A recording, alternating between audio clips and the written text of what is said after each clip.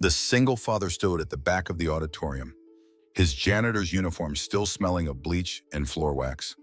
David Mitchell had worked a double shift just to make it here on time. 20 years of night shifts, weekend overtime, and missed sleep had led to this moment. His son Connor was about to graduate from the Naval Academy at Annapolis, a dream David had sacrificed everything for, including the truth about who he was. David didn't expect to sit with the other parents. He knew his place, the janitor who cleaned these very halls after midnight, invisible to the daylight world of achievement and honor.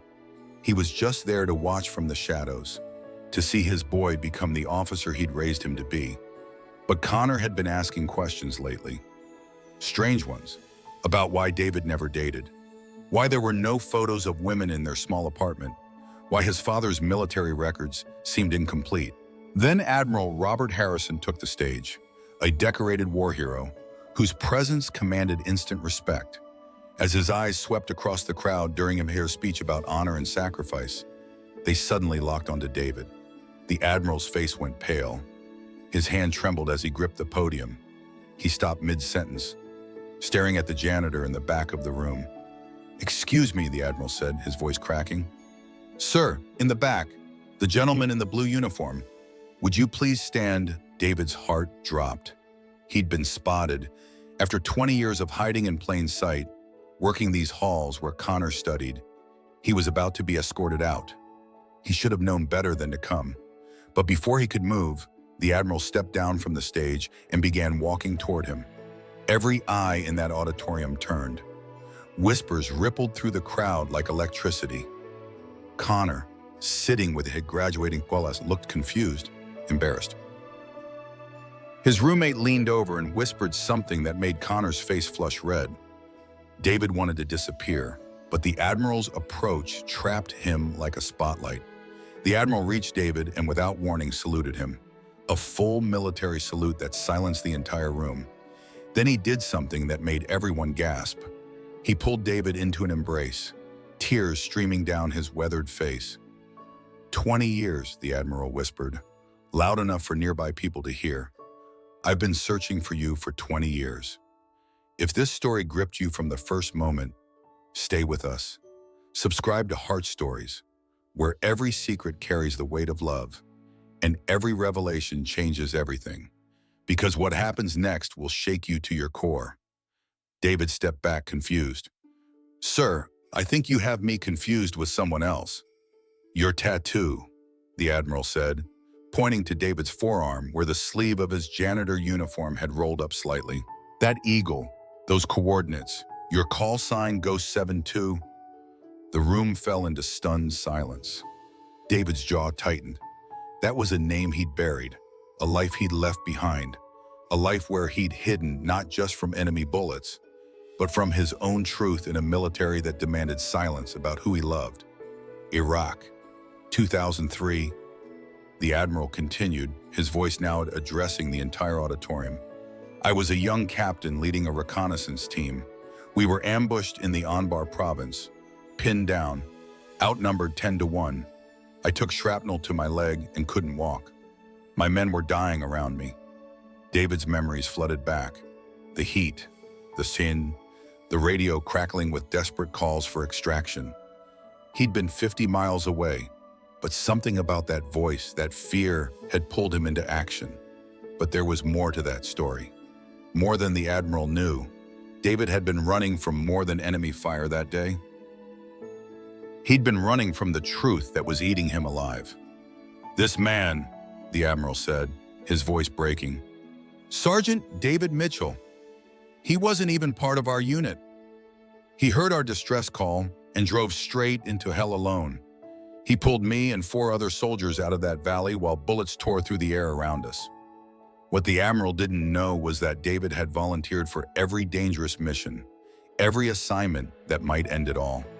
Because living under don't ask, don't tell, hiding who he was, loving Sarah because she was safe, because she understood his secret and married him anyway to protect them both, it was killing him slowly. Sarah had been his best friend, his cover, his salvation. She knew he was gay from their first date. She was running from her own demons.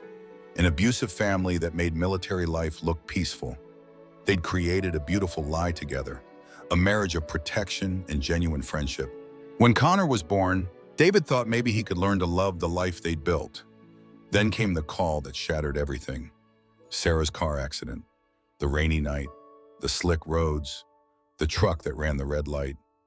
David had been in Iraq, living his double life, when the chaplain found him. His wife was dead. His infant son was alone.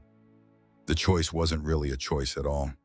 "He saved my life," the Admiral continued. "He saved all our lives.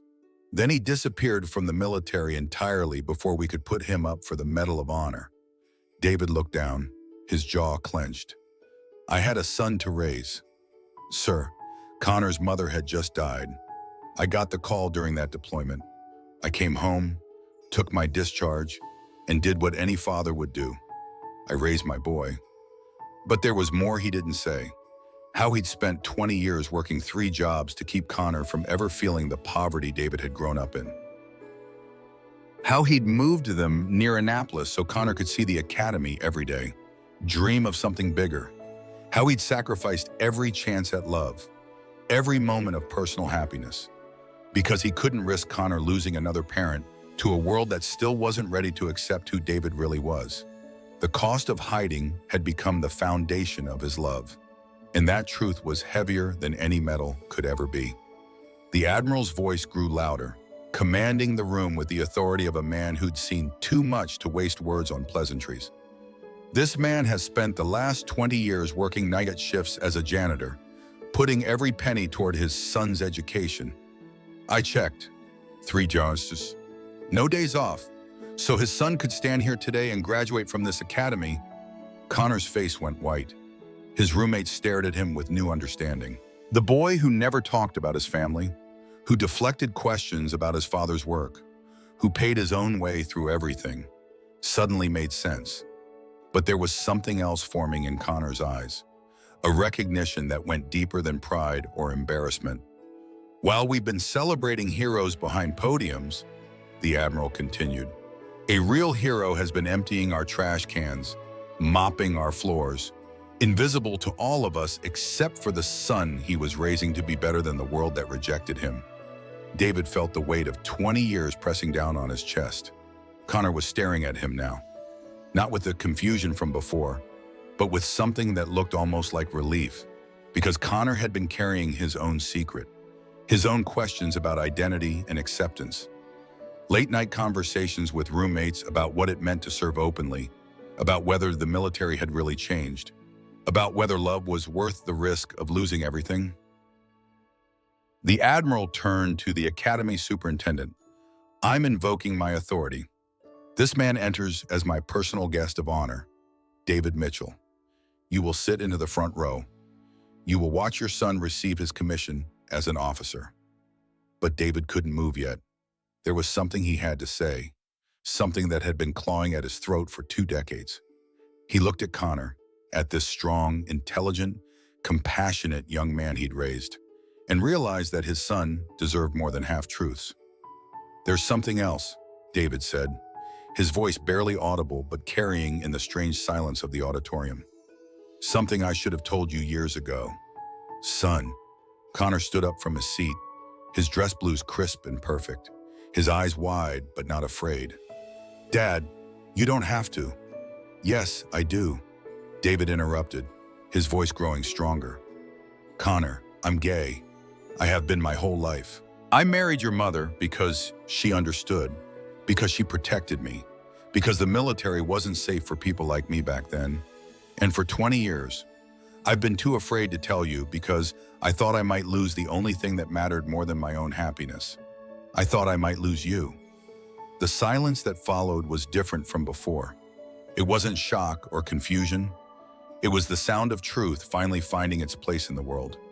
Connor walked down from the graduates section, past rows of future officers, past parents and families, until he stood in front of his father. "Dad," Connor said, his voice steady and clear, "I've been waiting my whole life for you to trust me enough to tell me who you really are." The military had taught both men about honor, sacrifice, and service. But in that moment, they learned that the greatest courage sometimes means letting the people you love see you completely, without armor, without protection, just as you are. Connor pulled his father into an embrace that 20 years of careful distance had never allowed. "Dad," he whispered, his voice thick with emotion. "I've known something was different my whole life. The way you looked at other families, the sadness in your eyes during holidays, the way you changed the subject whenever I asked about dating or relationships." David's hands shook as he held his son. "I was so afraid, Connor. Afraid you'd be ashamed of me. Afraid you'd lose opportunities because of who I am. The military's different now, but for so long..." "You gave up everything," Connor said, pulling back to look at his father. "Your career, your chance at love, your own happiness. All for me, y'all." The Admiral watched this moment unfold, understanding more than he'd initially revealed. He too had served under Don't Ask, Don't Tell. He too had seen good soldiers discharged for nothing more than loving the wrong person. He stepped forward, addressing the crowd that had become witness to something far more important than a graduation ceremony. "What you're seeing here," the Admiral said, "is what real sacrifice looks like. Not just the moment of heroism on a battlefield, but the daily choice to put someone else's future above your own happiness. For 20 years, Connor wiped tears from his eyes, his dress uniform somehow looking more dignified with his emotions on full display. "Dad, there's something I need to tell you too. This past year, I've been questioning things about myself, about who I might be, who I might love, and I was terrified to tell you because I thought it would make your sacrifices meaningless." David's breath caught. "Son, nothing you could ever tell me would make anything meaningless. Nothing. I've been talking to someone," Connor continued. "Another midshipman. We care about each other. And I've been so afraid that if I explored those feelings, if I let myself be honest about who I am, it would dishonor everything you gave up for me to be here." The irony hit David like a physical blow. For 20 years, he'd hidden his identity to protect his son's future, while Connor had been hiding his own questions to protect his father's sacrifice. 2 generations of the same family, both afraid to be authentic, both thinking their truth would hurt the person they loved most. "Connor," David said, his voice breaking, "I didn't sacrifice 20 years so you could live the same lie I did. I sacrificed so you could live freely, as yourself, in a world I helped build for you." The Admiral announced the establishment of a scholarship fund in David's name, specifically for children of LGBTQ veterans who'd served under Don't Ask, Don't Tell. But the real transformation was happening between father and son, as they realized that love doesn't require perfection or protection from the truth. Connor introduced David to Marcus, the midshipman who'd been helping Connor understand his own journey, a young man with kind eyes and a firm handshake, who looked at Connor the way David wished he'd been allowed to look at someone 20 years ago. The audience erupted in sustained applause, but father and son barely heard it. They were too busy planning a future where neither of them would have to choose between service and authenticity, between love and honor, between being themselves and being together. David walked to the front row past 1,000 future officers, each one standing and saluting as he passed. Not because he was a hero, though he was. Not because he was brave, though he'd proven that. They stood because they recognized something profound happening before them. A moment when old wounds finally began to heal. Connor returned to his place with the graduating class, but everything had changed. His classmates looked at him differently now, not with pity or embarrassment, but with respect for the complexity of the love that had brought him here. His roommate squeezed his shoulder. Marcus caught his eye and nodded, understanding that the conversation they'd been having for months had just found its resolution. When Admiral Harrison called Connor's name, the young man walked across that stage knowing exactly who he was and where he came from. As the Admiral placed the insignia on Connor's uniform, officially making him an ensign in the United States Navy, he whispered, "Your father changed my life twice, once in Iraq and once today." David watched his son become an officer, But more than that, he watched him become a man free to live authentically in a way David never could. The sacrifice hadn't been for nothing. It had been for this moment, this choice, this freedom.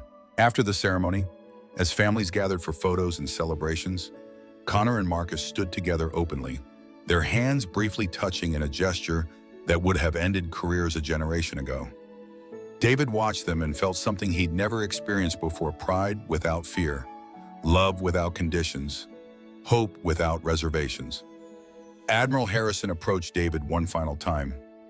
"I meant what I said about that scholarship fund, but there's something else. The Navy's looking for people to help train a new generation of officers on inclusion, on what real service means.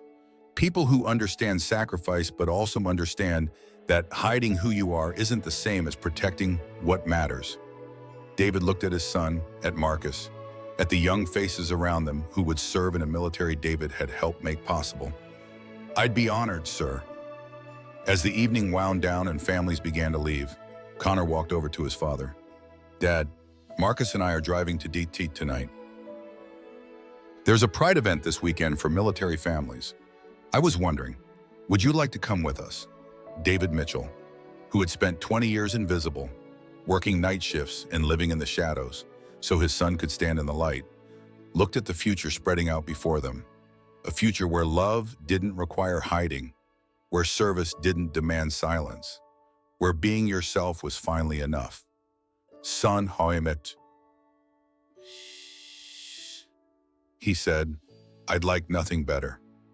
They walked out of that auditorium together, 3 generations of military service represented in their steps. Behind them, tradition; ahead of them, progress; and between them, the kind of love that changes the world one family at a time. Have you ever hidden who you were to protect someone you love, only to discover they needed your truth more than your protection? Share your story below. Someone might need to hear it. Subscribe to Heart Stories, where every secret finds its way to light, and every love story teaches us that courage looks different for every generation.